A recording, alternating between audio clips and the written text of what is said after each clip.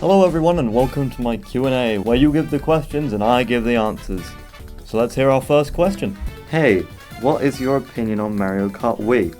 Oh, thank God I didn't know what I was going to do for the next 5 minutes.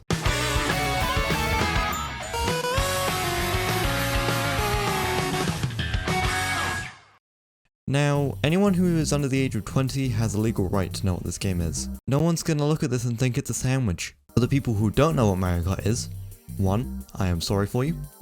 2. Mario Kart is a collection of Mario characters racing it out to be number 1. You have all your favourite characters: Mario, Luigi, Peach, Bowser, this thing. Now Mario Kart Wii is the second best selling Mario Kart game, with the newest entry into the series just barely selling more copies. But for the longest time, this was the Mario Kart game. The game was announced at E3 2007 and was under the working title Mario Kart X, which was a way cooler name. And what did we get? Damn, I wonder what console this is for. Along with the announcement of the game, the Wii Wheel was announced, which made you feel like you were really driving. Now here's how the audience reacted. A custom Wii Wheel that makes its debut with Mario Kart for Wii. And here's how any sane person would react. Did you see the wheel? Now when buying a game, make sure to look out if it's compatible with the Wii Wheel or not. Oh thank God I didn't know if a piece of plastic was gonna work or not. For something that was exciting, they announced that the game would feature 12-player racing, online, and bikes, which were all a series first.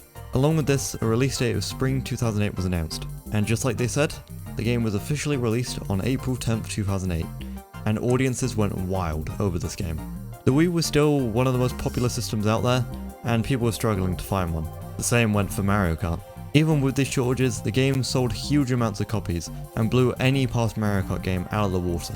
It could have become the second best-selling Wii game behind Wii Sports, which was understandable with it being packaged in with almost every console. Now, the character roster sits at a nice 24 or 26 if you count Mii's. These characters were chosen from a mostly well-picked roster, but I think it's one of the best rosters they've had.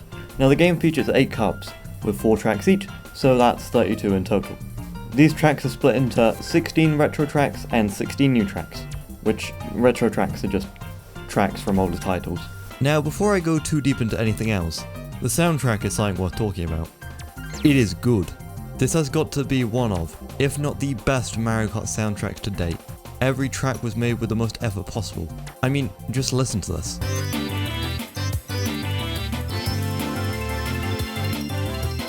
Now, the game isn't just all sunshine and rainbows. Personally, I don't like the graphics. It just feels too washed out compared to the other games. Like, take a look at the previous game, on slightly worse hardware. The game still looks better in my opinion. Just the character models even have more detail in the older game. Now for the item balance. I hate it. Too many blue shells, too much lightning. Sure, the game is meant to be chaotic because it's meant to be played with families and at parties, but when playing alone, it just gets annoying. Heck, some of the items don't even do anything. Take the blooper for example. What it's meant to do is cover the opponent's screen in black ink, blocking their vision so they can't see. Great for multiplayer. When playing against computers, they don't have screens. They don't need to see. So there's 4 modes in Mario Kart Wii. First is Grand Prix, which is just, you pick one of the cups, race on the 4 tracks, and see how you do at the end. Time Trials is just picking any tracks you want and seeing how fast you can complete it. Versus Mode where you can pick your own options, so own speed, what items you want, any track that you want, and it's brilliant with friends. Here's my friends. And finally we have Battle Mode, which consists of Coin and Balloon Battle, which are just fun little mini games to play with friends. Now does it look like I have friends? I mean look at this, of course I don't. As far as what the game introduces to the series, the trick system was added. To explain it in its simplest form, when coming up to a ramp, shake the Wii remote to do a trick, and if performed correctly you'll gain a small boost when landing. It's so simple but adds so much to the game and just a tiny bit more skill. It makes ramps in the previous games look obsolete. Like, what is the point of this now? Now the online is nothing that you should glance over because honestly, this is one of, if not the best online Nintendo's ever done. With Nintendo adding tournaments frequently, it was one of Nintendo's best online services. That was until 2014, when Nintendo decided to flip the switch and shut the service down. Then out of the shadows, a noble group gave us a gift. They recreated the Nintendo service to keep online alive. The service was called Wiimmfi, which replaces Nintendo's online almost 1-to-1, and the service is still going today.